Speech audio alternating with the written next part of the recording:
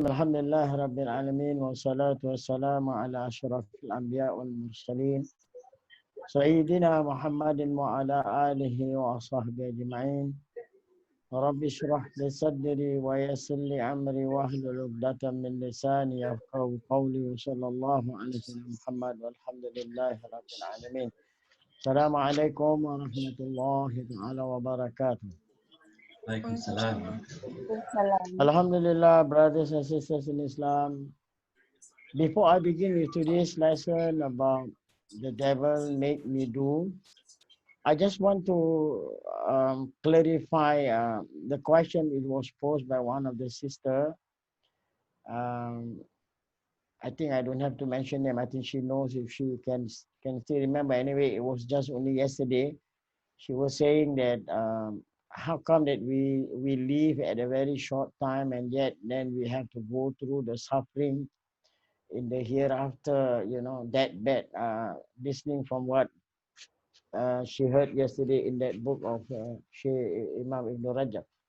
Now, first and foremost, I just want to clarify to you. Now, the first thing that you have to first understand that you are created for a purpose, right?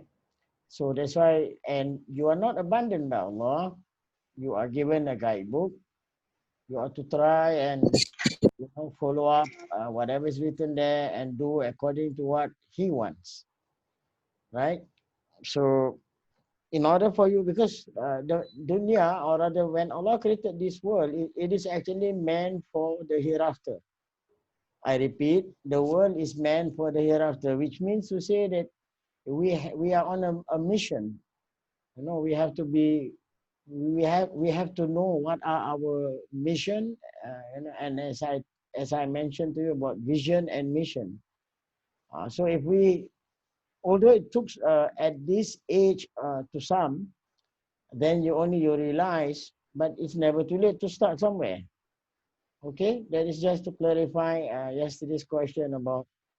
Uh, uh, yeah, I mean, she felt a little bit like uh, she she find it very difficult to understand how come that you live at a very short time and yet you will be punished in very severely according to basically that's what she meant, but I didn't clarify on this that why is this thing happen.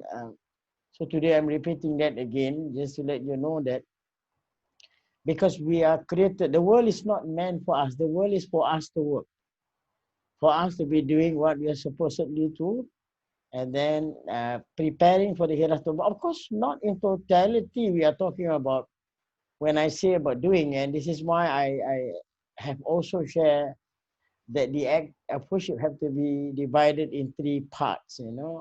The ibadat asas, the foundation, which is consists of rukun iman and rukun Islam, and then the sunnah, which again has got two significant in it. Sunnah is normally just to cop up with whatever that we did in the obligatory prayer that it doesn't score marks or point. So that's why the sunnah prayer plays a part.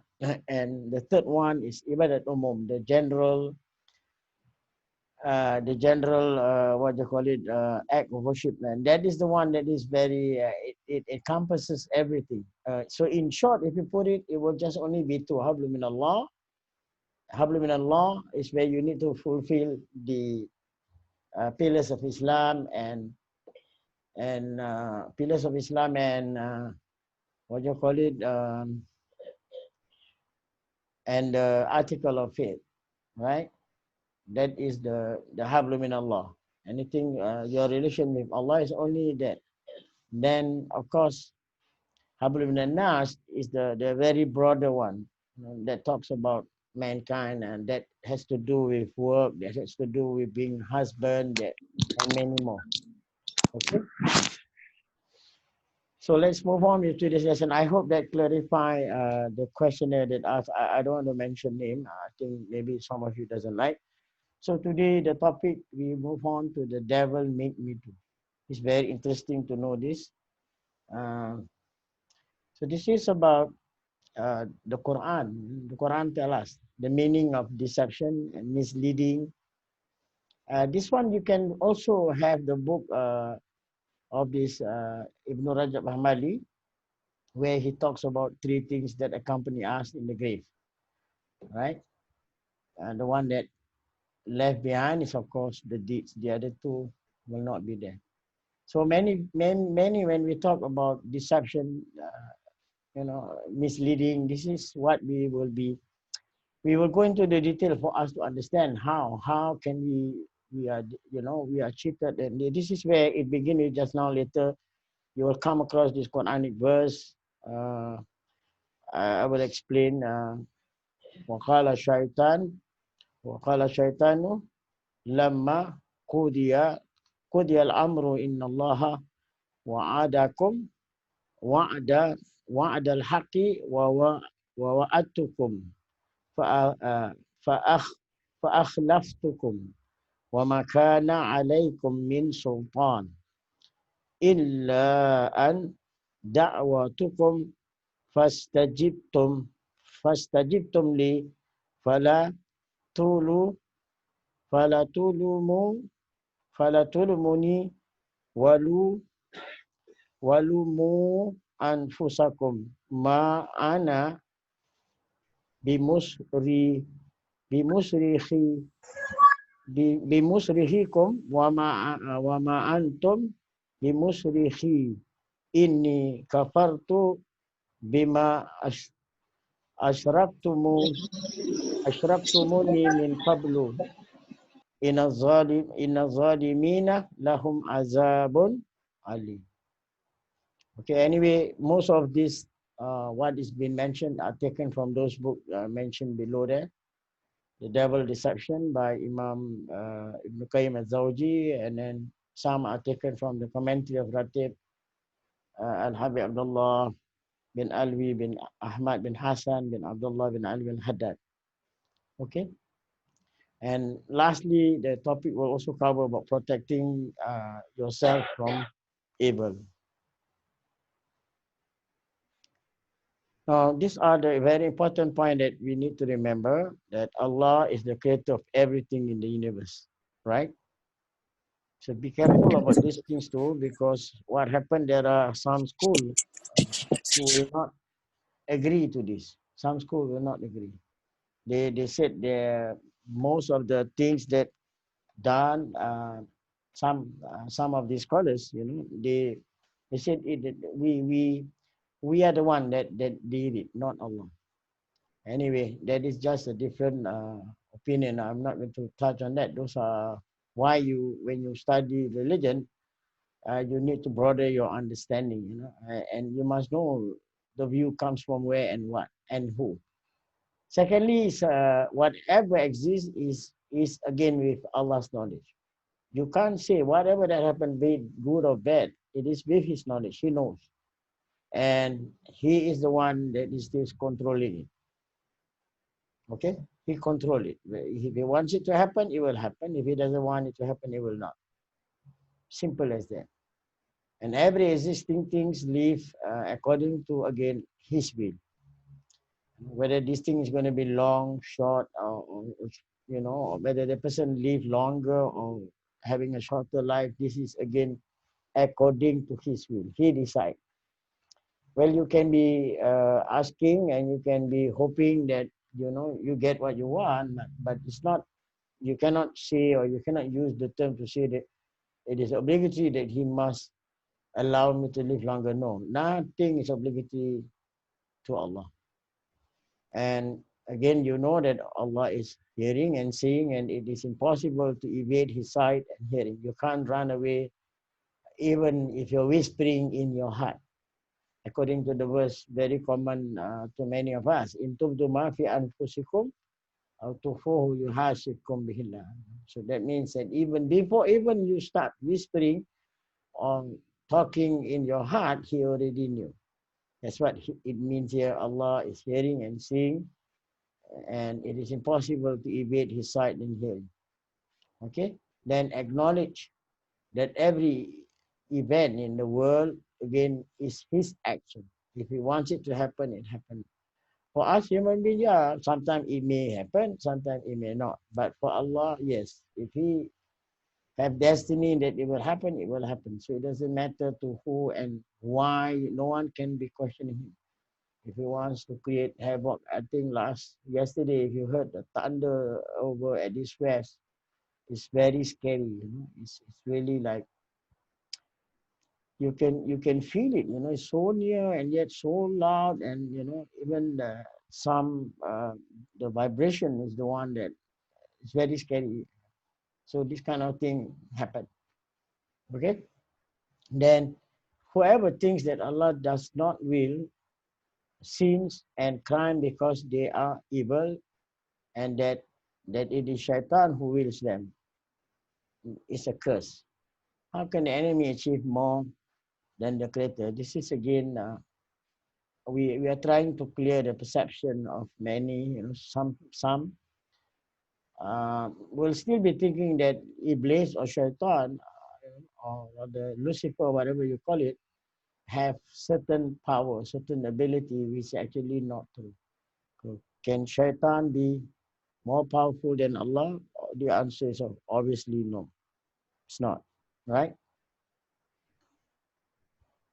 So these are some of the verses uh, that we need to be mindful of. Allah mentioned here in chapter 4, verse 60 of the Quran. He begin with وَيُرِيدُ الشَّيْطَانُ أَنْ يُضَلَّهُمْ ضَلَالًا بَعِيدًا. And Satan wishes to lead them far astray. So there is an asbabul nuzul about this verse, but I'm not going into that because it's too long. When this verse was revealed, and it's about a man from Ansar, the tribe of Ansar, and a Jew had a dispute, and the Jew said, "Let us refer to the Prophet ﷺ to judge between us."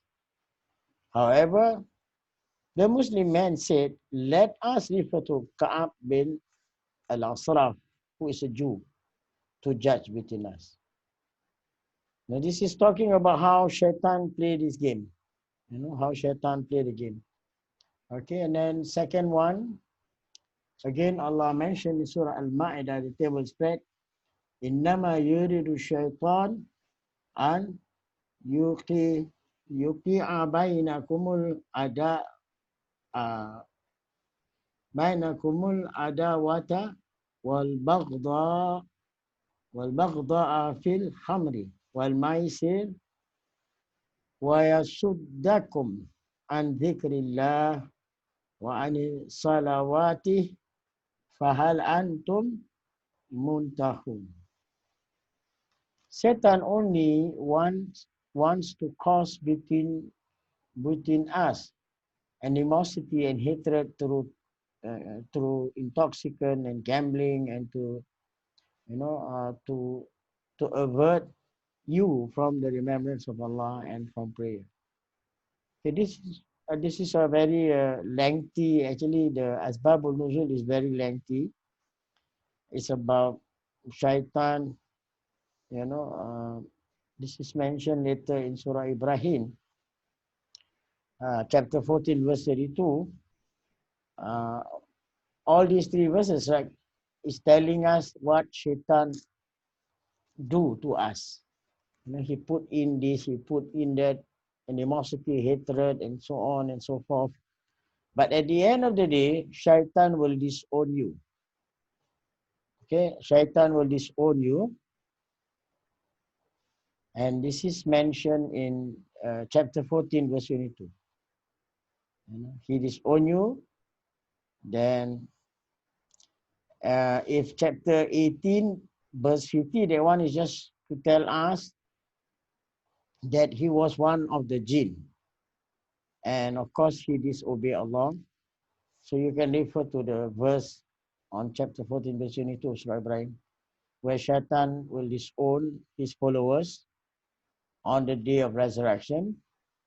Then this is also being reflected on chapter 4, verse 120, where Shaitan himself makes promises to them and arouses in them false desire, and Shaitan promises are nothing but deception.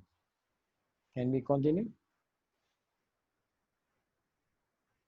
This is the one that I'm sharing with you, chapter 14, verse 22 in Surah Ibrahim.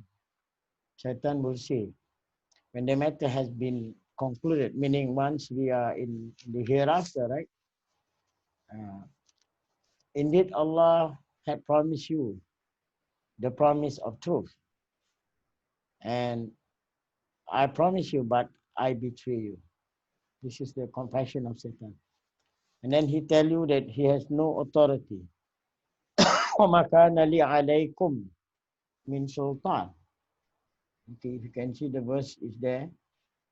Inside this verse, that the word sultan is being used, which I had no authority over you. This is the statement of Shaitan. Can you imagine? Now he asks you to do what you want to do. As you can see there, the word, right? وَمَا كَانَ لِي عَلَيْكُمْ مِنَ السُّلْطَانِ, which means that I had no authority over you. Shaitan will say, I had no proof. I had no proof for what I call you. See, even what he said, you cannot brought forth any evidence to tell him that he was the one. He said, no, I had no proof for what I call you to, no evidence for what I promise. There's no evidence for what I promise you. Illa an da'awatukum. Towards below you can see.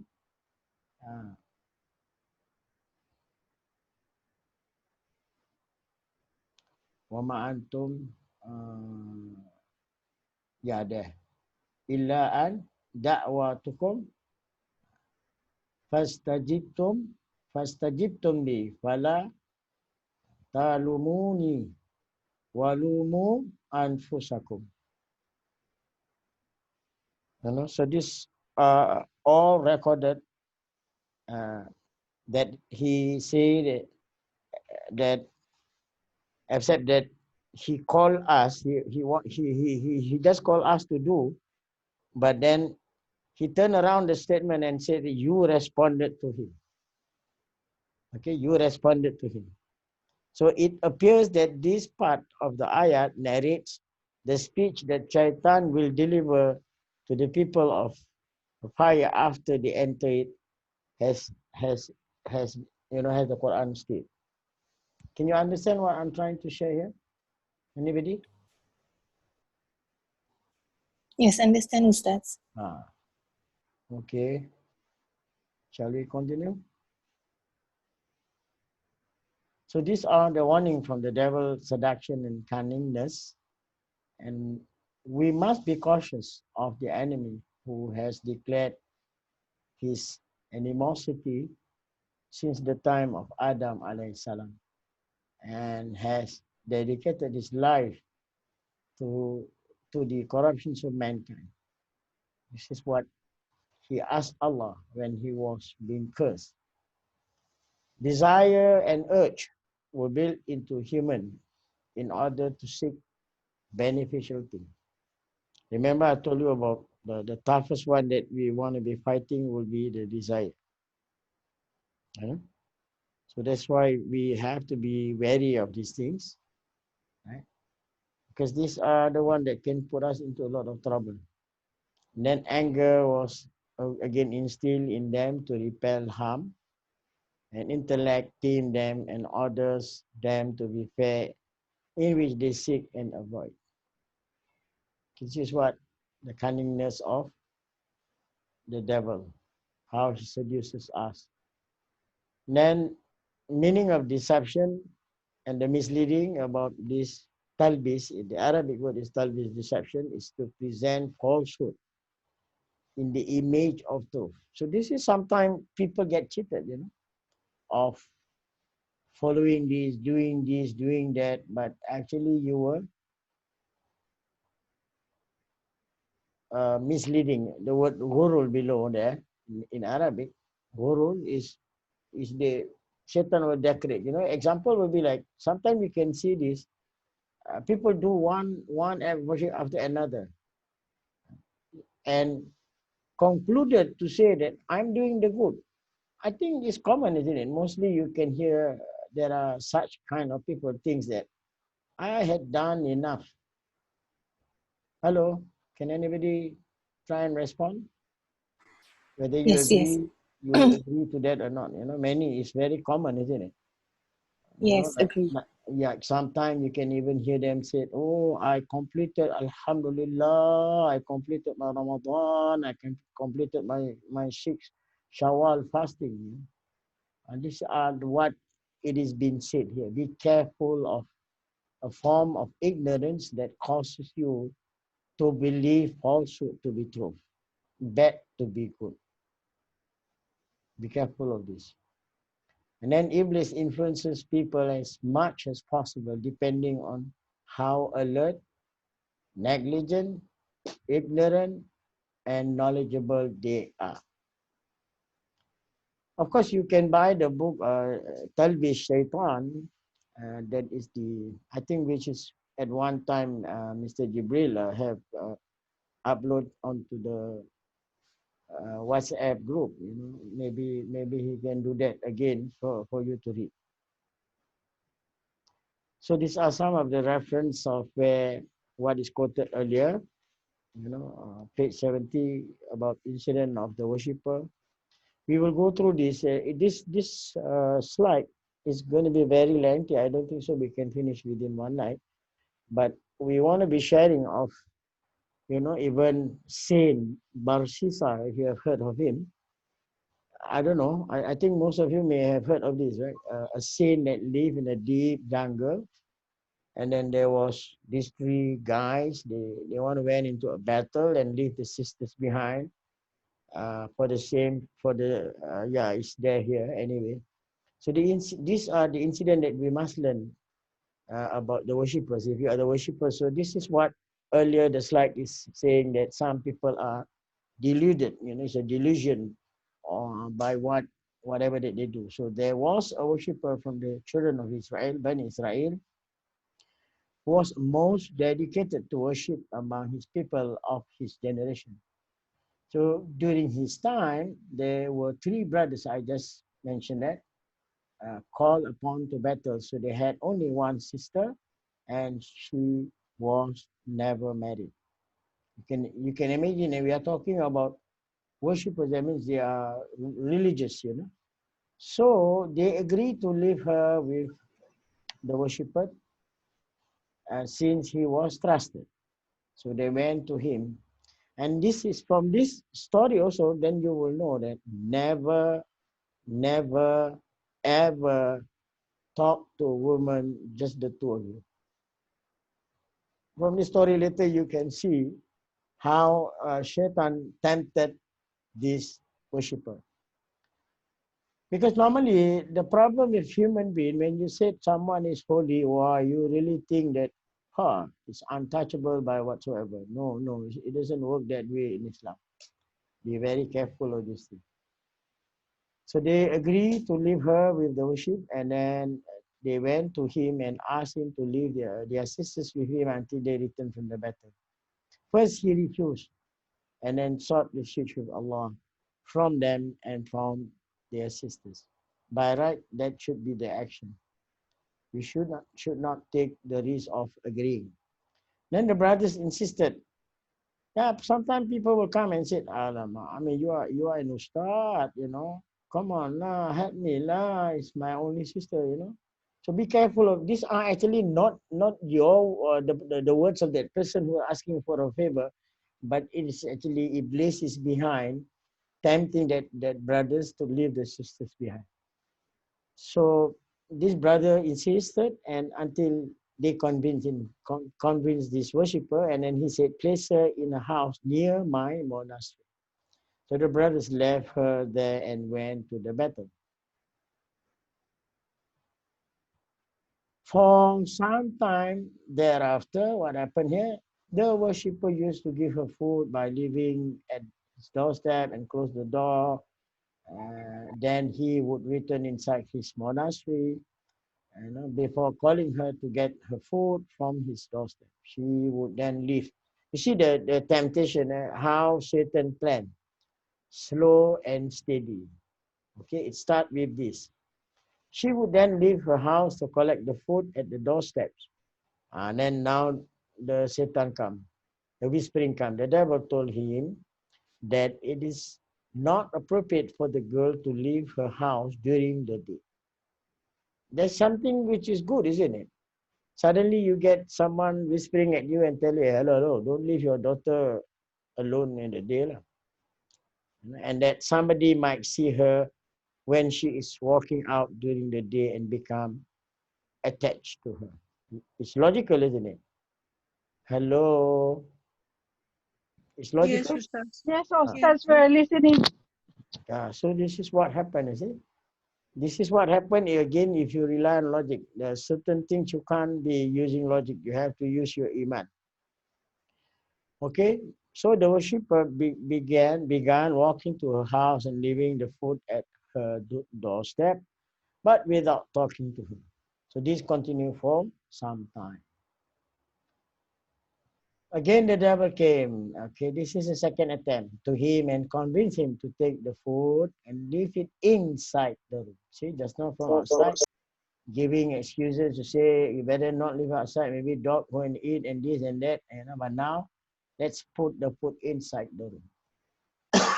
This one they cut the story short. So he began to do so. So this continued to happen for quite some time. See, it's not abruptly, it's not immediately he will move on to the next step. No, this is not Shaitan. Shaitan is very intelligent in his work. And that's why the only way that we can befuddle him is we have to reach the level of becoming a mu'min. If you're a Muslim, be careful. Be careful. It's not enough. Okay? Then again, one day, the devil told the worshipper, you should talk to her, keep her company, because she's feeling very lonely. It's logical again. If it happens to anyone, you will be thinking, yeah, it's logical, because Shaitan is the one that is whispering you. So the worshipper began talking to her from top of his monastery. So this continued for quite some time. You see how many stages already? How many steps have been done here? Then again, one day the devil told the worshipper, it would be better if you come down from your monastery to talk to her and go to her house. So this would make her feel even less lonely. So he did, and this continued for quite some time. So how many stages already? Did anybody monitor? How many temptation that he tempted already? 4, I guess. Then again, what happened next? Then the devil convinced him to come nearer to her doorstep, so she would not have to sit outside her house talking to him. So this continued again for some time. Then the devil convinced him to enter her house so that nobody sees her at all. So he began visiting her this entire day. And the devil continued to beautify her in the eyes of the worshipper. Now, believe me, I have taught this dua, I don't know, maybe not to those who just joined, but to most, I think you are familiar with this now, about this beautifying of the eyes. It says in dua, Allahumma tahir qalbi, Allahumma tahir. If you're alone, you recite Allahumma tahir qalbi minal nifaq wa amali minal riya wa lisani minal kazib wal aini minal khiyana. This is about the eyes, how, devil can beautify, can decorate a kind of beauty onto whoever and wherever that you're looking at when it is the opposite sex. So what happened here? The devil continued to beautify her, the eyes of the worshipper, until he touched her thigh. Can you imagine? Till he touched her thigh and kissed her. Then he had relation with her, and got her pregnant, and she delivered a boy. Wow, scary, huh? See the approach, huh? Then the devil came to him again and said, when the brothers come back and find out that your sisters had a child, you will become defamed. Again, logic, right? You will be worrying about your status, what? You know? So what happened here? You should slaughter the baby, and she will not reveal what happened out of fear of her brother. So the worshipper did. See, first sin is making her pregnant. Second sin now is killing the child. Then later, you see, the devil come again to him and said, "Do you think that she will keep the secret after you kill her own child?" See, instilling logical explanation. It's logic what? You know, you kill the son, you kill the child. You think the woman will just keep quiet after whatever happened to her? So devil initiated, take her, kill her, and bury her next to her son. So how many sin already committed? Hello, how many sin? Three. Three major sin, not minor. Okay, major and grave. These are all grave sin that he has done. So he did and returned to his monastery to worship. Then the brothers returned, and the worshipper told them that she had passed away. The brothers were devastated. They stayed for a few days at her grave and left. And then the devil came to him and said, when the brothers come back, find out that their sisters had a child, she will become, this one read already, right? Yeah, this one read already. Next one, please. No, not yet, not yet. Different. So in that dream, they were told that the worshipper had killed the sisters. You see, Allah will definitely want justice. And remember, Allah is just. So Allah gave a dream to the brothers, and proof was that she was buried under the rock in the house. So the brothers woke up and realized that they had the same dreams, all the three of them. So they went and uncovered the grave that the worshipper said he had buried their sisters. They found it empty. When they went inside the house and dug under the rock, they found the body along with that of the child. So they went to the worshipper and forced him to confess. The worshipper told them the whole story, and the brothers took him to the king courts and was given the punishment of execution. So generally, this is about someone that is a worshipper, you know, and sometimes it can happen to us even in this world. And normally, you know, if it happens in this world, that's where you will end up in a prison, like you will be hanged or whatever, you know, something like that. If this thing happens, so it's best uh, to clear this in this world and then in the next world. So while the worshippers was being dragged, you see, this is the worst and the most grievous that he committed. When he was dragged to his execution spot, the devil came again to him and said, listen, I am the devil, and it was me who was in communication since with you since this whole thing started, not your inner thoughts. You know? And now I can get you out of this trouble if you want. I am the one who put you in this trouble in the first place, and I can get you out of it. That is what the verse is sharing with us earlier. So the worshipper asked, what should I do? The devil said, prostrate to me. See, this is the most grievous. You can be committing the other sins before that, but this is the most grievous. You are likely not to be forgiven by Allah. So the devil command him to prostrate to him, and he will save. Then the worshipper prostrated to the devil. As soon as he did so, the devil ran away and the worshipper was executed. Any question before I move on? Ustaz, Yes. if that woman was still alive and she was not killed, Mm-mm. what punishment would be given to her? Would she be stoned to death? You mean for the whatever they have created, is it? Yes. This is during the time of, not during the time of Prophet Muhammad Sallallahu Alaihi Wasallam, because that's why the word Bani Israel been used. Mm-hmm. So it could be the time of Musa alayhi salam. So the law have yet uh, to Come into complete. place. Yeah.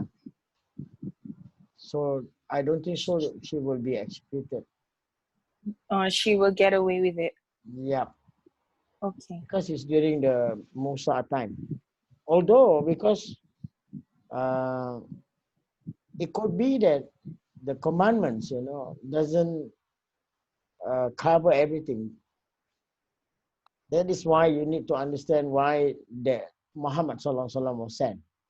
It's a completion of whatever we may overlook this, and that's why that the moment there's a prophet being sent, automatically the earlier I'm talking about the law, the earlier of what is been practiced by the earlier prophets will be abrogated. Okay. Okay. Thank you, Hope that Ustaz. answers your question. Yeah. So Wahab ibn Mumabih radiallahu reported that a monk went to exclusion again his monastery during the time of Prophet Isa alayhi salam. So in all probability, just now was about Musa alayhi salam, and this is about Isa alayhi salam. The same thing happened here. Iblis attempted to seduce him in every way, but was unable.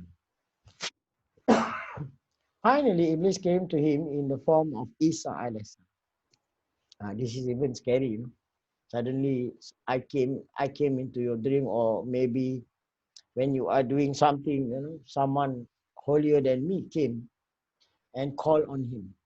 Oh monk, come to me, I wish to talk to you. The monk refused and told him to go away. Iblis, Ilahi La'anatullah, responded that he is Prophet Isa alayhi salam. The monk said, if you were truly Al-Masih, Isa is also known as Al-Masih, then I have nothing to do with you. Al-Masih ordered us to worship and promised us that there will be judgment day, so go away. I have no need for you. So the cursed one left. You get the picture?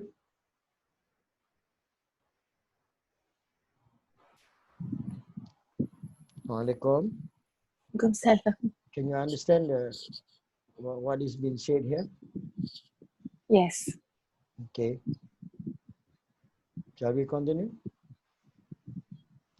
Then again, another incident that we must learn again. This incident of a man who wanted to cut down the tree. This can happen to any one of us. During the time of Hassan al-Basri, related the story, there used to be a tree that was being worship instead of Allah. That was being, not bring, sorry. There used to be a tree that was being worshipped instead of Allah. So a man went to the tree with the intention of cutting it down. The devil came to him. See, these dialogues all are recorded. And these are normally in the Sufism world. They are tested in this kind of heavy kind of test. So the devil talked to him, what are you aiming to do? The man said, I wish to cut down this tree that it is being worshipped in the place of Allah. The devil said, you are not worshipping it. So what harms if others are worshipping it? And the man said, I will cut it down. So this is very pure coming from his heart. Okay, now if you move on later, you will see that it's already shifting what he wants to do. So the devil suggests to him, let me suggest something better for you. Do not cut it down and you shall find 2 dinar every morning under your feet. So you see, this is the second part of it. Now if he's not going to cut the tree, the intention was because of the 2 dinar already. It's no more for Allah. So the man who guaranteed me this, the devil, I would. Devil guaranteed him that he will be getting 2 dinar.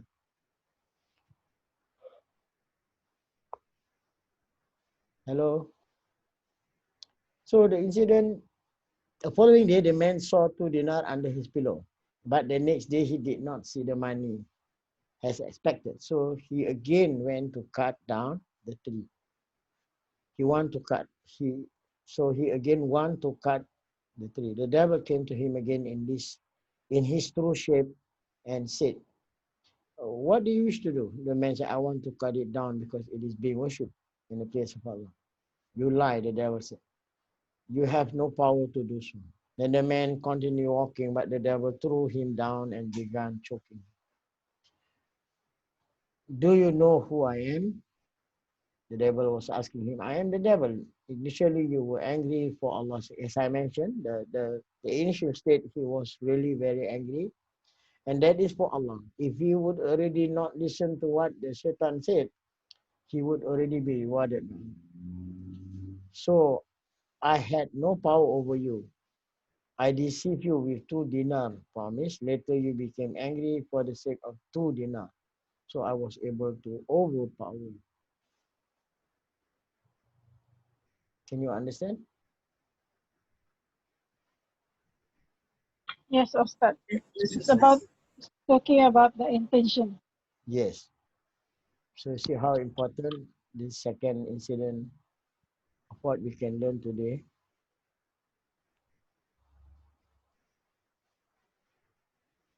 Yeah, Continue. I guess the first one is being tested in physical, and then the second one with the iman, and then the third one is the intention. Yes. So as I said, that is a very interesting topic for us to take note. Okay, for us to take note. Then Sabit al-Bunani said, it was reported to us that once Iblis manifested himself before Prophet Yahya, John the Baptist, according to the Christian version. But we call it Prophet Yahya alayhi salam, observing that he had numerous robes on him. So Yahya uh, alayhi salam inquired, "O Iblis, what are these robes that I see on you?" Then Iblis replied, "These robes are the various laws with which I strike on the children of Adam and Seth." So here you learn there are 7 stage of when you talk about lust. Okay, in the book of desire, it's not yet been translated in English. Inshallah, I will still hunting for the English version to share, so that we know and we don't remain at the first layer. And this is the dangerous, because it's talking about nafsu amara. And this is coming from Surah Yusuf itself, the Creator himself telling us in the nafs al-amara bisu, that the first layer of our desire will always mislead us, will always want us to be doing bad things. Okay? So this is what he's sharing with Prophet Yahya alayhi salam. "Does there exist a road for me too?" Then answered, "Yes.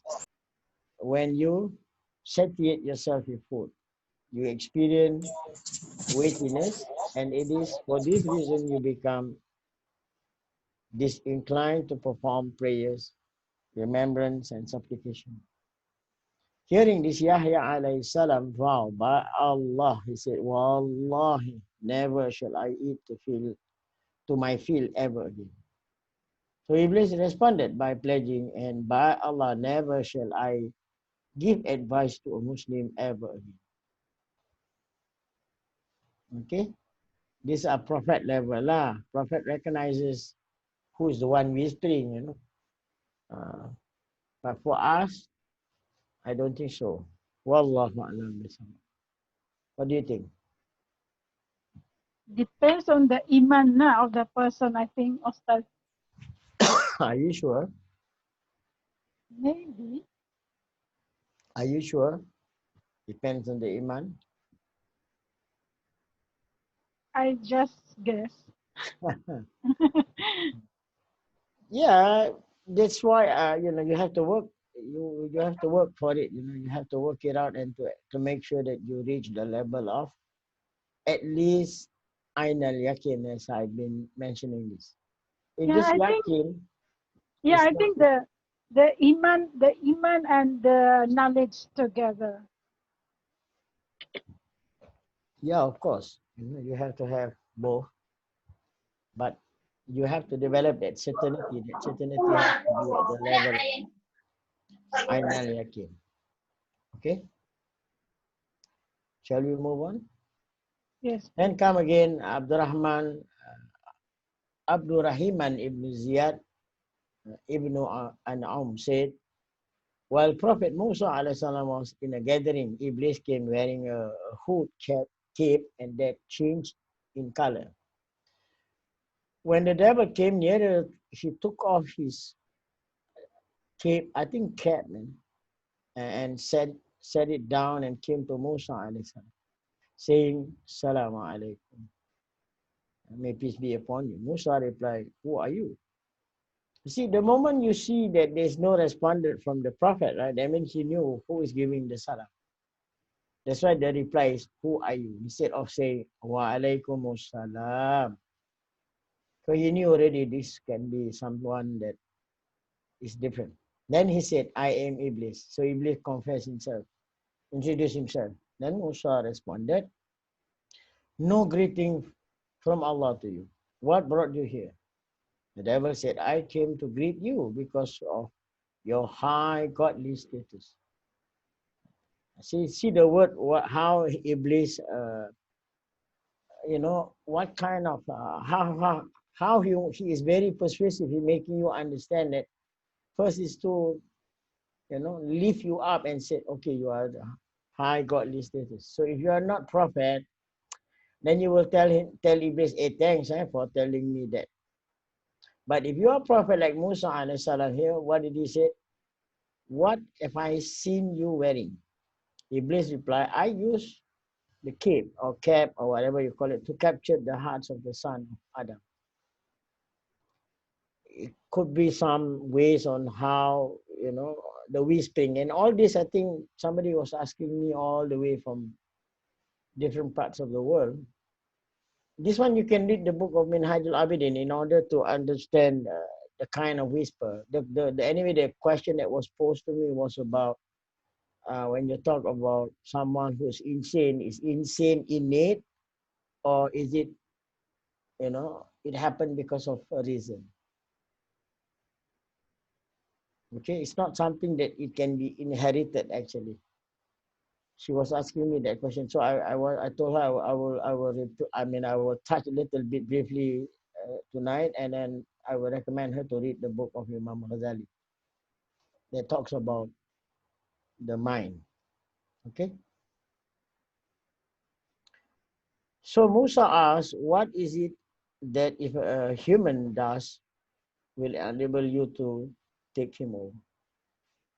Listen to this.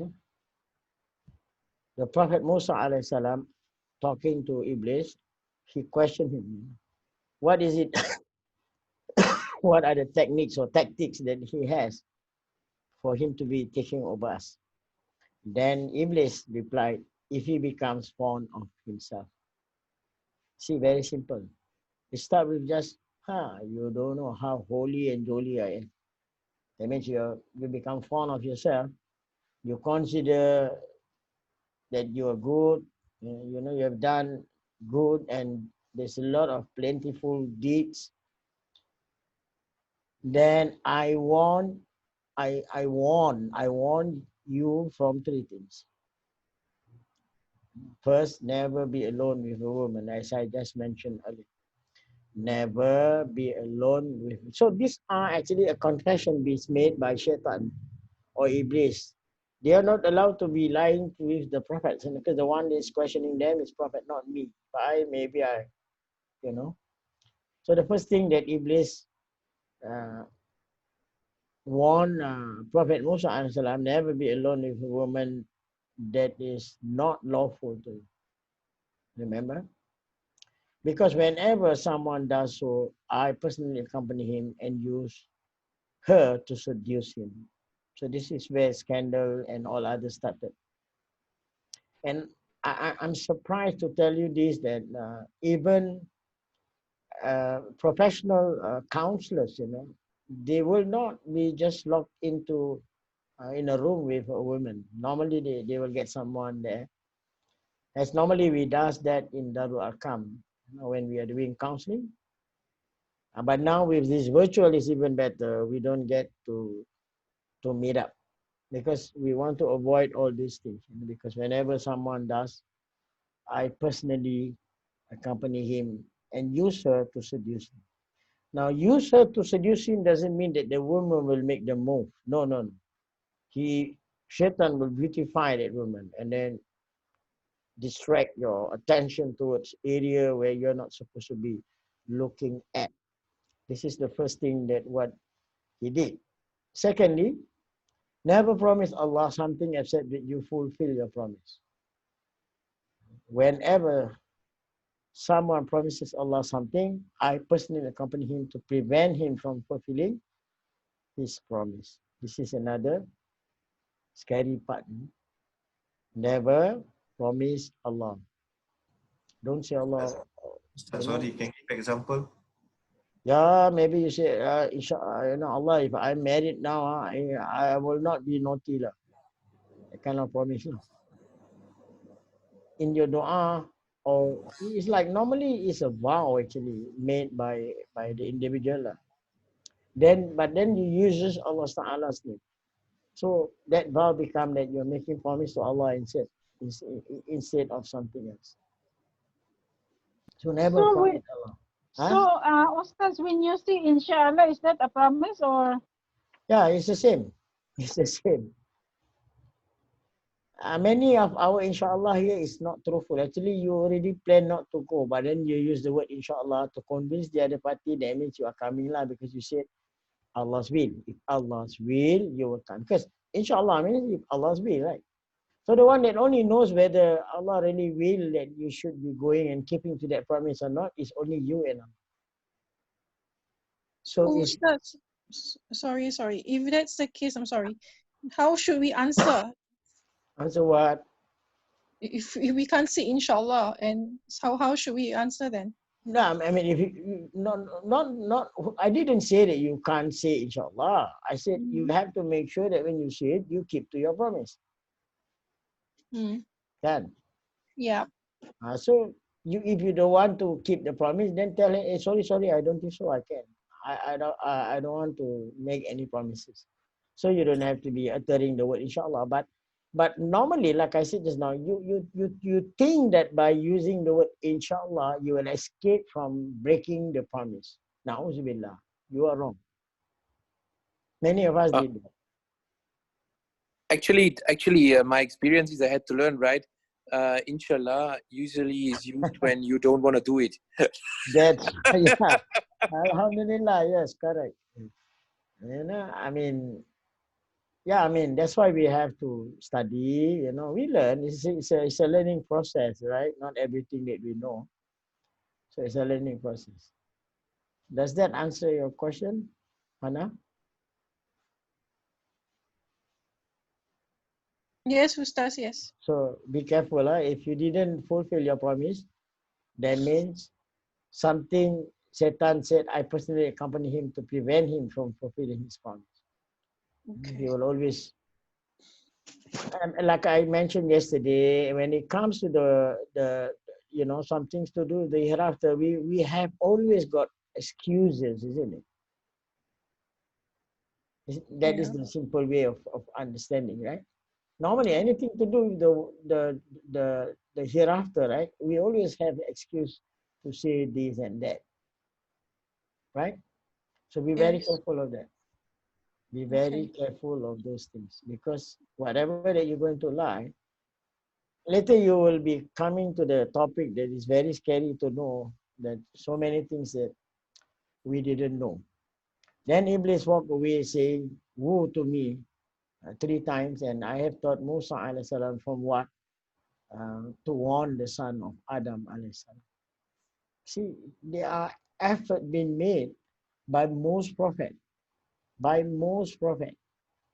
Okay, they try their very best to reach out to let us be wary of what we should be remembering. And I like that question yesterday. Uh, you are measuring like two things, like how come I live that short? Because I was touching on, if you just only fulfill the pillars of Islam, you will not escape hellfire. Remember in the book of Imam Ibn Rajab Ahmadi. Can you all remember? Just only yesterday, right? Yes, Ustaz. Then there was a question posed to me, and I didn't actually answer to what I think she is seeking for, looking for the answer. I mean, it's like, that kind of question will come to everybody. You will be thinking that, as normally what they said, enjoy first before you die. That is another way of to paraphrase or to whatever you said yesterday, right? While we are still alive, enjoy first. And many of us still thinking that, yeah, why not? When you're still young, then when you grew older, then you repent. And see, these are actually not allowed in the religion. That's why you have to have knowledge for you to understand.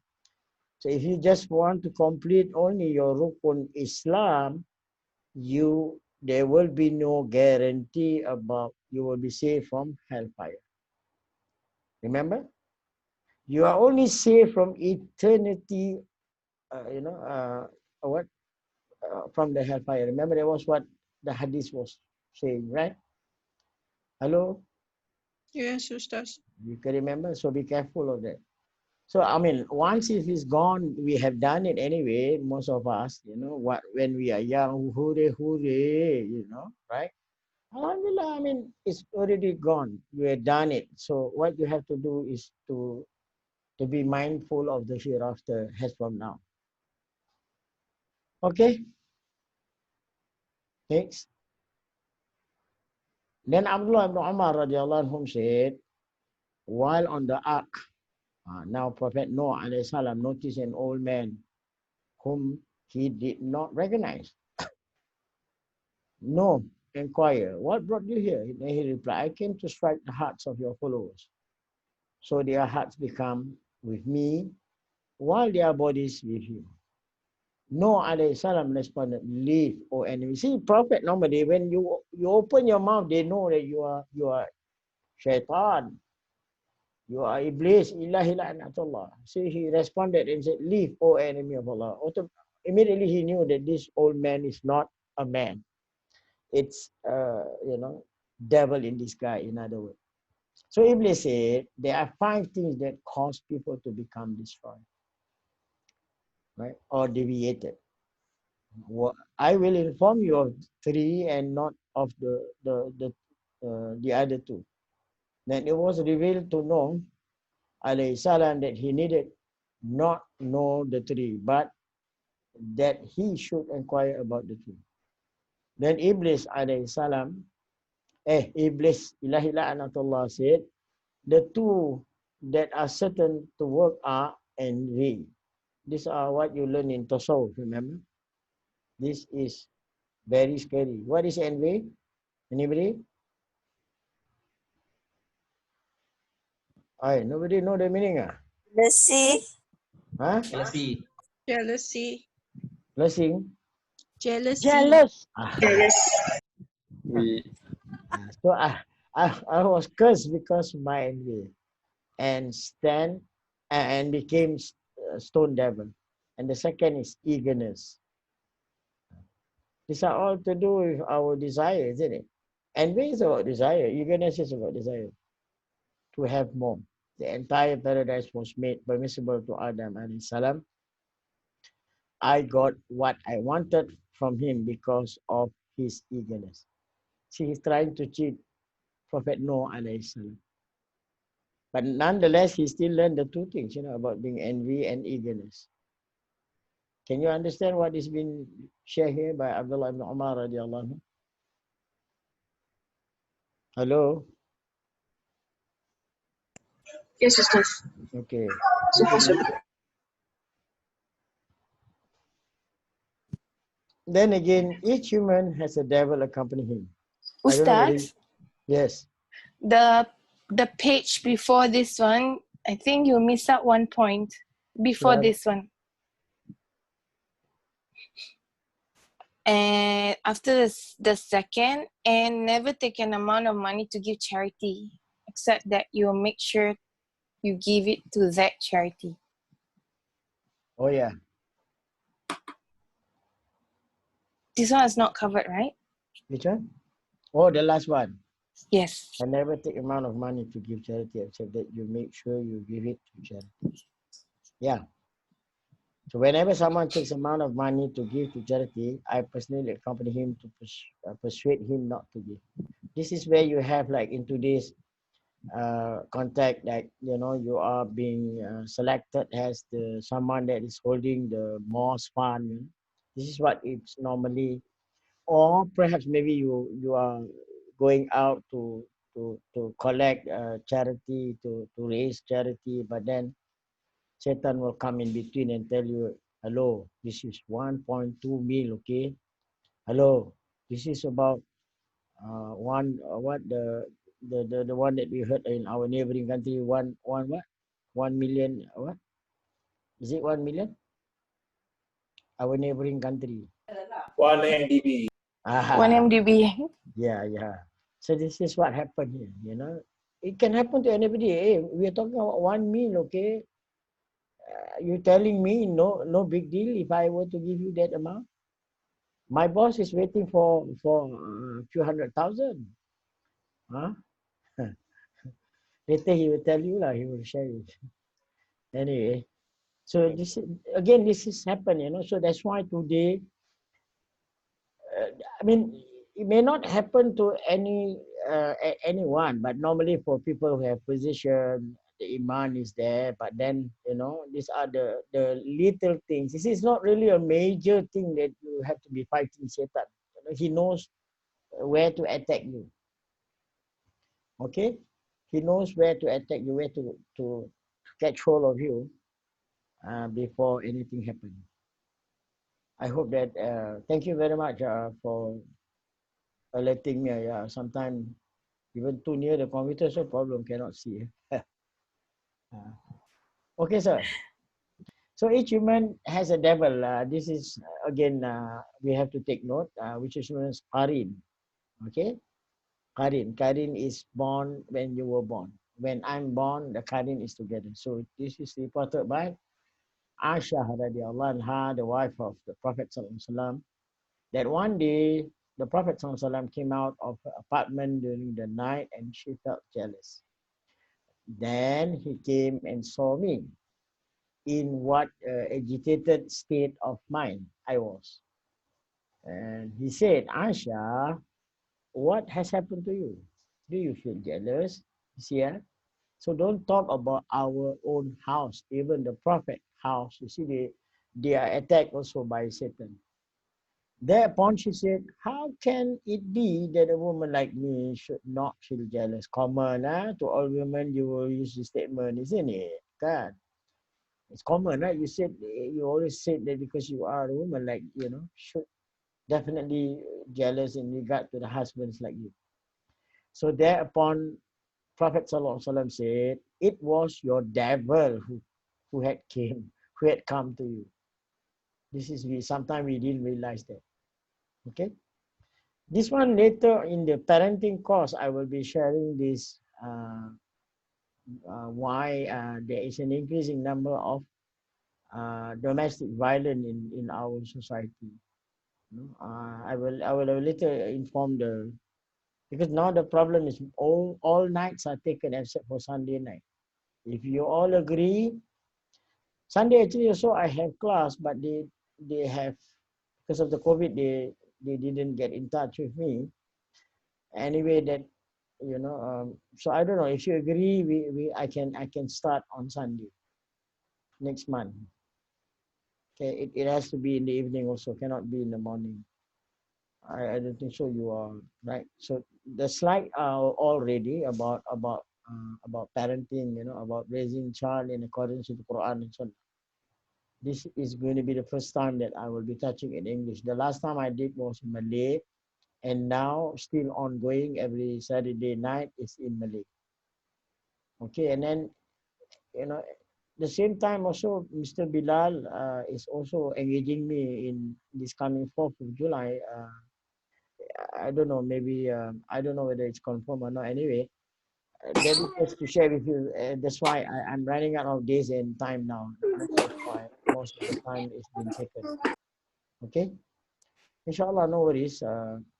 I can make an adjustment because I already informed them that I was invited by Mr. Bilal to appear on his Zoom to share about the difference between culture and religion to the group of audience that it is in his context. Anyway, I don't know whether it's open to public or not. Later after this, I think I saw his name just now. You can ask him. Okay, be Yes, careful. Ustaz. Yes, sir. It's open to everyone, and it will be actually Instagram live, and I will explain to you how to do this. Okay, sir. Thank you. Yeah, no problem. Thank you very much. Thank you. So this is what the Prophet said. Sometimes it can happen to us. The moment you get jealous, of your husband, and the Prophet ﷺ said it was the devil who had come to you. And then she said, Allah's messenger, is there along with me a devil? See, Aisha radiallahu anha doesn't believe that she got Satan. Then the Prophet answered, yes. I said, is a devil attached to everyone? Again, the Prophet answered, yes. Then Aisha radiallahu anha again said, Allah's Prophet ﷺ is it with you also? The Prophet answered, yes. But, you see there's a but there. But my Lord, Allah has helped me against him, and as such, I am absolutely safe from his mischief. Okay? That makes a lot of difference between us and Prophet Muhammad ﷺ. In other words, that with Allah Ta'ala's assistance, Prophet Muhammad ﷺ managed to Islamize the Satan that is with him. Okay, and this is mentioned from the book of Sahih Muslim, as you can see, hadith number 2850. And then again, Sophia, radiallahu anha, daughter of Huway, the wife of Allah Apostle, the wife of Prophet Muhammad ﷺ, reported that while the Prophet ﷺ had been observing i'tikaf, I came to visit him one night and talked with him for some time. Then I stood up to go back, and he, sallallahu alaihi wasallam, was also stood up with me in order to bid me goodbye. She was at that time residing in the house of Usama bin Zaid radiallahu anhu, and two persons from the Ansar happened to pass by him. When they saw the Prophet sallallahu alaihi wasallam, they began to walk swiftly. Thereupon, Allah's Prophet sallallahu alaihi wasallam said to them, walk calmly. She is Sophia, daughter of Huway. Both of them said, Subhanallah, O Messenger of Allah. Whereupon he said, verily the devil runs in human just as blood runs in the vein. And I fear that the devil casts something bad in your heart. So you see, when you do things hastily, like this is what normally the work of Satan again. Hey, go, do it, continue. You just do how many rakat? 12, not enough, another 12. Do until next morning and that kind of thing. And you see this haste, that's why these are one of the bad characters. So Prophet Muhammad SAW always teach us to be calm. Okay, calm down, whatever you are facing and so on and so forth. Okay, continue. So here, what we need to know about our heart and mind is protected by a fortress. Now, like I've been explaining and sharing again, remember Tawheed is the what do you call it, the foundation. Okay, Tawheed is the foundation. Then fiqh is just about how can you present yourself to the king, right? Tasawwuf, this is what it is all about. It's like a fortress. You are building a fortress, fortifying faith, fortifying the tawhid and faith. So our heart and mind is protected by fortress, and the devil will never stop trying to break. That's why if you don't have to solve this has already been said by some of the earlier imams. You attempt will always be made by the shaitan. So they will never stop trying to break your defense. That's a solve. That's why the moment you reacted or you acted foolishly or violently or abusively, right? This is where your fortress has already been broken, right? That's why it's very important that we have to always calm down, suppress our desire. And this all is a question of that you have to put on the practice. Okay, you have to try. So break your defense, and he has been around long enough to know what the common loophole are. So many has fallen under his attack. So what we can do? So there are some recommendation here. The heart is like a fence fortress, as I just mentioned. We need to fortify with doors and cracks. So the mind is resting within the fortress. The devil patrol the fortress, hoping for the guard to lax or to enter through cracks. So anger is one of where it breaks one of your vein, where actually this will allow Satan. There's already a crackness in your heart, and that's where Satan comes in.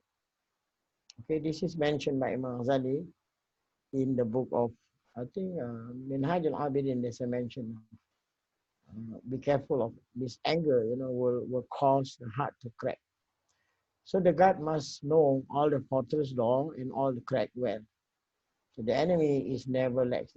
The enemy will never be relaxed, waiting only where to attack us. Then a man asked Hassan al-Basri, does Iblis ever sleep? Of course, the answer, if he if he did, then we would find some rest. Because he doesn't sleep, and that's why we cannot just ignore that he's not there. And that's why even before we are asked to sleep, we are asked to recite the three code, remember? And that is for that reason, so that it will kind of create a fortress, to help you to prevent Satan to come. That's why otherwise then you'll find that you get all kind of dreams. In the night, all kind of dreams. When you slept, all kind of dreams because you didn't recite the three kul and ayatul kursi, and there are many other dua that been taught by Prophet Muhammad sallallahu alaihi wasallam. So the fortress is lit with remembrance of Allah. Okay, this is how you can, and when you're already on bed, you can just say La Subhanallah, whatever that you remembrance of Allah and the iman. So this thing has to come with the iman. So there is a shiny mirror that reflects the image of everything passing by. The devil generates smoke to blacken the wall and rust the mirror. So your remembrance of Allah is like the wind that repels the smoke.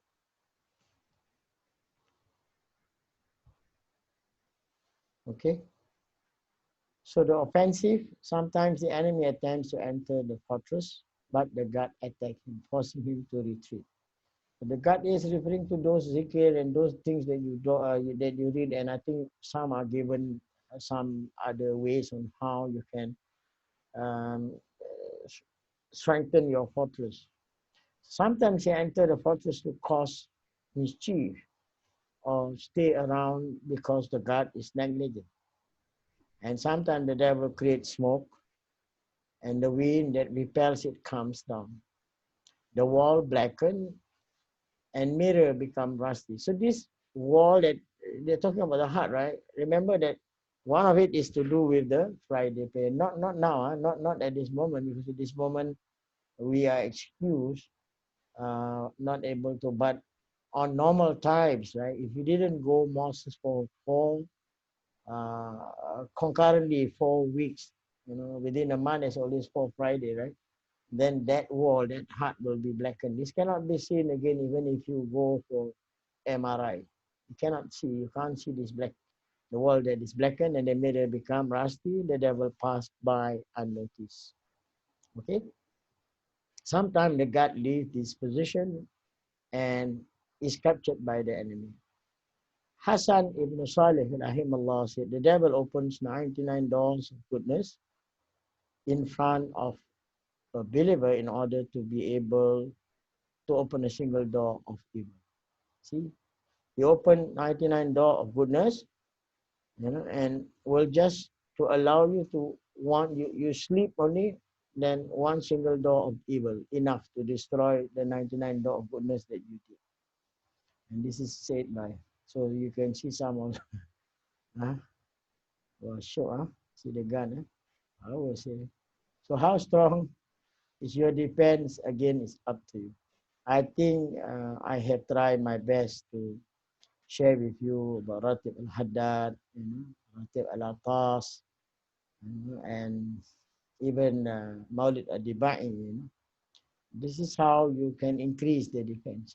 But unfortunately, you see, there will always be something is going to happen like this COVID, and then suddenly all this just went off like that. Right? As you know, Ratib al-Haddad, Imam al-Haddad himself said this Ratib is like an iron wall of protection for the city in which he recited. Each litany is a treasure of blessing, benefits, and reward. For Ratib al-Atas, composed by the great saint, the maqam, the shrine is very big in Sehun, in Yemen. So its blessing is endless ocean, which is like lengthening of one's life, removal of affliction, fulfillment of needs, forgiveness of sin, and projection for one's family. I have not exposed to you Ratib al-Atas, but one of these days, inshallah, I will pass it down to you because I'm very close to the al-Atas family. Or otherwise, you have to go down to Masjid Ba'alawi and then ask Habib Hassan, because his father is the one that that does all these things. So you can rest assured. With that, I will stop here for question and answer, because we are now recording, every word that is being said. So I'm so sorry about just to be minding my words, because I've heard the recording itself. It's really something that I enjoy, because I'm able to learn the mistakes that I that I didn't realize. So that's why, in fact, in the public speaking courses that normally if you attended, one of the way on how they are able to know whether you are competent in that speech therapy or speech on how you be presenting yourself, right? Normally, that's why they encourage you to be using the video to record how you present yourself, and then you're able to know, what went wrong in the presentation.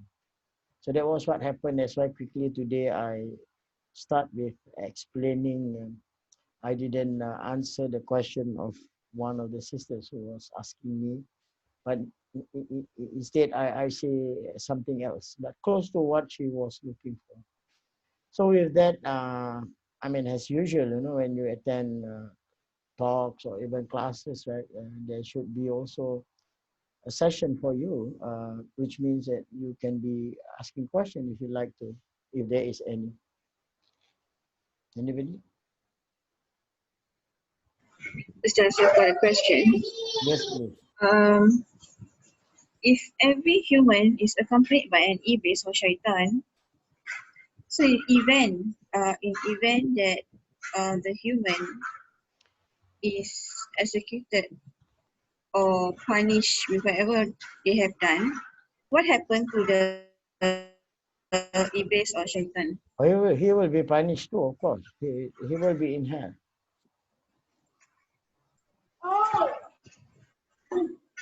Okay, he will be in hell too. But the hell that Allah is going to put him, of course, don't get the wrong idea, because there was a time where people was asking question about this.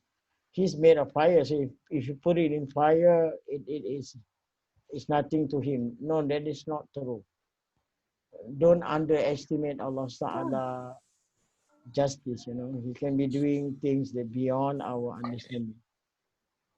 It's not a normal a blaze of fire. This is the same thing that if you understand about when they throw Ibrahim alayhi salam on that blazing fire, again, it's not a normal one. That's why you need Allah to stop from Ibrahim being burned alive. Allah is the one that command, Kulna ya naru kuni bardan wa salaman ala Ibrahim. Allah command the fire, protect Ibrahim alayhi salam. Don't burn him, not even a scratch. If you can. Assalamualaikum, Ustaz. Waalaikumsalam warahmatullahi wabarakatuh. So it seems that like now, presently, we have war, we have people rejection of Allah. Yeah. So you think Satan have succeed now in his work? He has always win if you are weak. So one of the other thing that the Quran always encourage us, that we have to be united in order to throw, build that fortress, so that it will not weaken us. Another thing, friends said, Satan they don't like to be appear in like nightclub because the soul there is already give up. No fight. No fight. Yes, so, correct. Yeah, correct. I mean, they are still there, but not the high ranking. The one that will be in the club will be just a corporal or lance corporal, because they still got work to do there. As you can see, what happened earlier to that the monk, right? See, he will make an effort to make sure that after you drink, the next thing he wants you to do is zina. Okay. Go into all these things, But normally, for people normally will give excuse, no, just for fun, we just want to have a sip of glass and two, but in the end they drunk. So that's what his plan will always be there. So he has his own team. Iblis is the chief, the captain, right? Then you have Shaitan, and believe me, in that book Talbis, you can find even the name. Like in the market, there's one Shaitan. And then by the name of Wawasa, and then sometimes also he appears when you're doing the prayer. Wawasa, he will instill for you to be very doubtful in whatever that you're doing. This is Wawasa. And this is why you are asked to recite Qul A'udhu Birabbin Nas, Surah An-Nas, to get rid of this, you are very doubtful in whatever that you do. I see. Thank you, Ustaz. Any other? Assalamualaikum, Ustaz. Waalaikumsalam warahmatullahi ta'ala wabarakatuh. Ustaz, actually, I'm very curious about this Qarin. I mean, will it be with us until the day we die? And what happened after we die? What happened to the Qarin? Qarin will also die and will be punished. Oh, okay. And then I heard that there is this zikir if we do Ya Allahu biha, Ya Allahu biha, Ya Allahu bi husnul khatimah, the Qarin will actually break. Is it true? Like the bones will break? Depends on how strong you are in fighting Satan. It's not impossible. It's not impossible. That's why we have to. But where does this Qarin reside? Is it in our heart or sebelah kita? No, it moves. It moves in your blood. In your blood. So that's why it follow the blood. That's why you can get blood pressure. You can get low blood pressure. It depends on where he thinks that he wants to attack you. And that mostly if the fortress is not properly been fortified, right, then it's easy to, suddenly you become like very lazy. This is how he does all these things. That's why we have to protect with all this ratib al-hadad, all that. Jadi, Right. like we can build the fortress. Correct. Strengthen and strengthen. We need an external. It's not about power, but an external force. Because these are all again metaphysics. You can't see how the thing works. But we are very fortunate. We have books like these. The Prophet Muhammad himself will be sharing it to let us understand. Okay, Ustaz. Thank you. Okay. Another thing, Ustaz, can I ask? Can he appear physically? If Allah's will, yes. But what normally you saw in maybe in the rural areas, maybe like in Indonesia, I don't know, whether you have seen any physical ghosts. Have you? Only in Bali, when my son recite Ayatul Kursi before we sleep, there was crying on top of our roof. We are staying something like a villa, in a hotel. Then there was crying. So I have to go out and see the roof, and I asked whoever there to go away. MashaAllah. Yeah, they can appear, if Allah allows it, then they appear. But normally what we saw like in the history, maybe, I don't know, actually, it's actually black magic. They use the dead body, they put spirit onto the dead body. This is again, if Allah wants to condemn the sorcerer who is practicing that, then it will happen. Not like what you saw in movie, in most of the movies showing you about the ghost looks like this and like that. No, there is no description of this given in any of the hadiths. I see. There are ghosts, like I said just now, these are the black magic, and we are being, Islam forbade us from learning all the blameworthy knowledge. It will lead into all these other things that,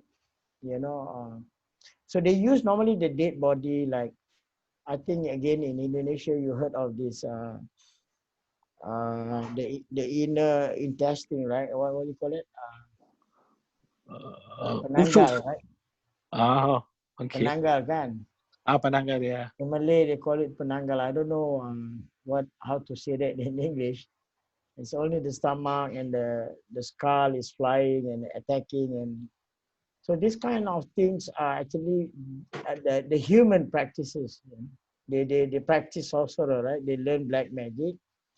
So that's why this thing still exists in some part of the world, like in African continent. You know about voodoo, which is still there, voodoo. So it doesn't mean that Bomo or that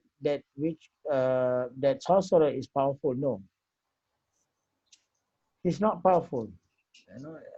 He uses the dead, or he uses his own strength to make sure that he worship the dead and bring it back to life. In Bali, I think you can see this. Even they can brought back people who have died very long. They have that knowledge on how to make this dead alive back. So can say Bomo is a kind of something like associated with devil, Bomo. Yes, that's why it's categorized as blameworthy knowledge. It's something that, and it's not new. If you study about the earlier prophets, they have to fight. Remember about the prophet that fight with the snake, and he never learned magic. Remember? Yes. He was very scared, because he never learned magic, and he's being called by the king to fight with all the magician that came from a very high level. So he was frightened, but then Allah, I think Musa alayhi salam, Allah said, you throw the stick, and then it appeared into a gigantic snake and eat all the other snake. And of course, the sorcerer, or rather the one that practices magic, they knew that the prophet didn't at any cost, for him to be knowing. So they are very confident that they definitely will win. But the Prophet himself was frightened. But then Allah Ta'ala is always there to make sure that they will win. Like just now you saw about the appearance of the Satan to stop that guy from cutting the. So that one that he appear in physical form. They can transform themselves. Allah allows them. I see. Only that they cannot transform into they cannot copy the prophets. That's all. Allah said, I will destroy you. Other than that, they can make my face, suddenly come, alamak, Satan come. They got 2 a.m. like example lah. Suddenly, somebody looks like me that comes in front of your house. So this is the kind of images or they can create, to create people and to make people think that they are very powerful. Maybe in Japan also, I think they have this kind of. Yeah. They something like a kind of spirit. They yes in the form of Satan. Correct. I see. I hope that answers your question. Yes. Alhamdulillah. Assalamualaikum, Ustaz. Assalamualaikum warahmatullahi wabarakatuh. Ustaz, How are you? last week, I'm fine, thank you very much. Alhamdulillah. Ustaz, last week you asked us to remind you there's a question, how do I overcome an Islamic practice done by my parents? How do you, sorry? How do I overcome un-Islamic practice done by my parents? Oh, okay. This is actually, just to put it in short, right? You just have to learn how to accept, to accept whatever that they do, because you have to accept with love. Can you be more specific in saying that how to withstand something that is done by your un-Islamic parent, is it? Yeah, Ustaz, I mean, okay, let's say my parents, they are Muslim, but then they are not practicing. Oh, Muslim. I thought you were talking about the non-Muslim, how to be attending to them. Oh, so, no. okay, they are doing something that is not Islamic, is it? That's right. They are Muslims, right? I mean, the easiest way to make a person knows that he's guilty of whatever he's doing is you counteract back again by showing them, in a very moderate way that this way is right and whatever they do was wrong. It can be like through practices. Example, if they don't pray, right?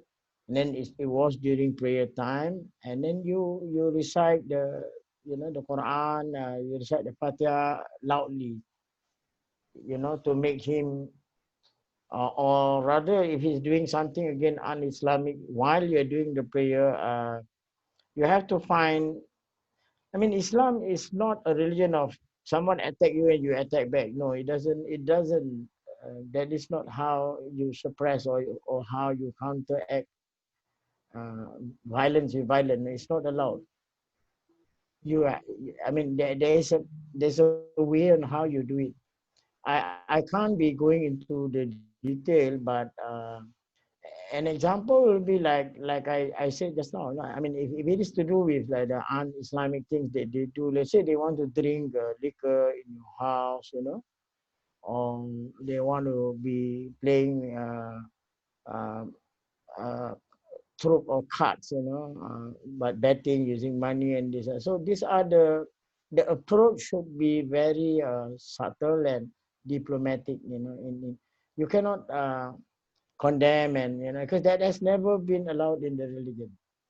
You can't be doing that to a non-Muslim. So if a Muslim does, that doesn't give you the right to be condemning that person, no matter how bad he is. Because the one that we hate is the character, not the person himself. Right?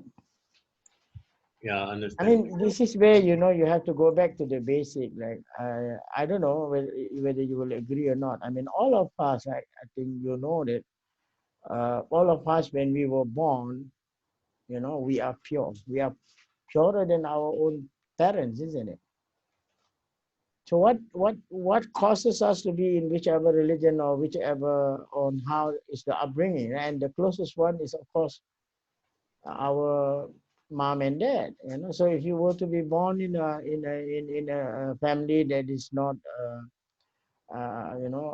submitting themselves to God, so it takes time before, you know, if I mean there is always like alternative, isn't it? Like in your case, maybe through marriage, you know, in some other reverts, it is through what they experience, sometimes through friends, you know. So there are many ways on how people can be moved by the religion. I hope that answers. I can't give you the detail because it has to do with you have to be trained, you know, to do this lah. But what I can share is like, even we have neighbors. Sometimes not all our neighbors are good neighbors. You know, they don't believe, and they don't, you know, they're not doing the Islamic thing. So never say anything about them. Just keep on saying the hi bye thing, you know, and Islam always want us to be praying. Hopefully, one of these days it will, you know, Allah will answer your dua, and that is very important in Islam. We must always be having that positive thinking towards someone. Whatever we dislike, then we do not know the reason. You know, sometimes it's due to the upbringing. You know, from maybe young. I don't know. When I was doing prison counseling, I was surprised to know that we have Muslims that never ever been exposed about the teaching of the religion. It started from young. They don't know anything.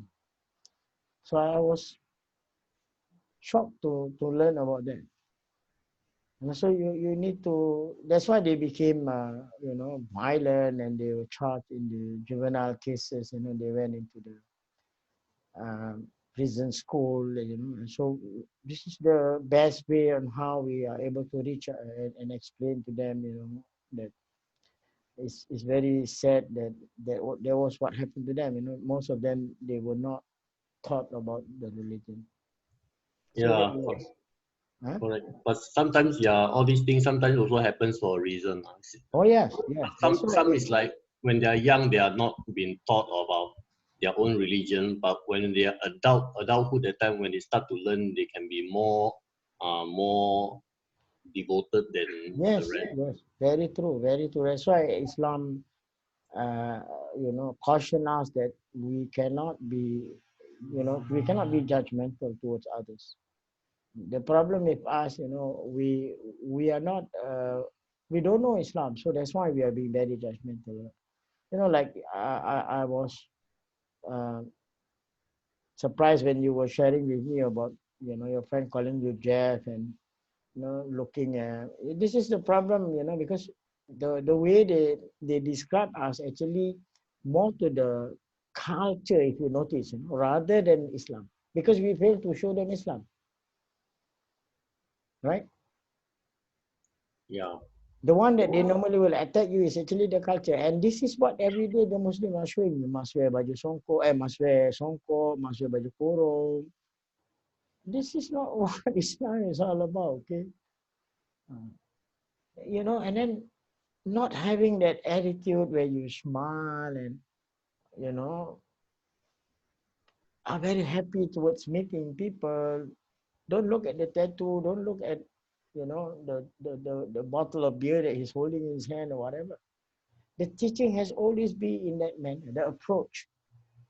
You know, as normally they said, the first what you call it, the first time you get to meet up with people, especially that doesn't have a religious background, right? You know, whatever that you show, this is what I normally will share with the convert development division, because they are the first where the revert will come there. You know, so if they do not know how to have that open mind, you know, to accept and be receptive and this and that, then there will be a problem. You will find that normally after conversion they will not come back because they find you're not up to the expectation of what they were expecting. You know, many of us we trying to show what is halal and haram. No, no, no, no, no. You are very confused. And then in our society, like I said, you know, if you don't wear songkok, like you don't wear baju kurung for an ustaz, right? Then you are being condemned. And this one, no, ustaz, not to the level of an ustaz yet. See, they concluded to say that there must be a special dress code in this and that, which is not like that. It's not how Islam has been. I don't know, Brother Adam. You can see, right? I mean, we have Muslims who are not honest, Muslim that comes to work late, you know, Muslims. So these are, you know, it contradicts with the hadith that I've been sharing again yesterday. The Prophet says that when you are at work, you see the word is being used there is excellent. Can you imagine what excellent is? Unless if they don't know what excellent is, then I don't blame them. So as a Muslim, we have to always carry ourselves. You know, those three things have to be there. Balance, just. So just here means you have to be fair even towards someone who's not coming from the same religion. You know, and this is how the religion. So I mean, if you carry this, Mr. Adam, I believe that if you got friends, and the friends will look at you very high. Well, Jeff, you are really a different Jeff that I know, right? I Yeah. hope that answers to the question that you asked. Yes, Ustaz. Thank you very much. Thank you. So any other question? I know it's getting late and I think most of you are working now. And so let us close with the dua. Bismillahirrahmanirrahim. Allahumma inna a'udzubika min ilmin la yanfa' wa min qalbin la yakhsha' wa min nafasin la tashba' wa min da'watin la yustajab laha.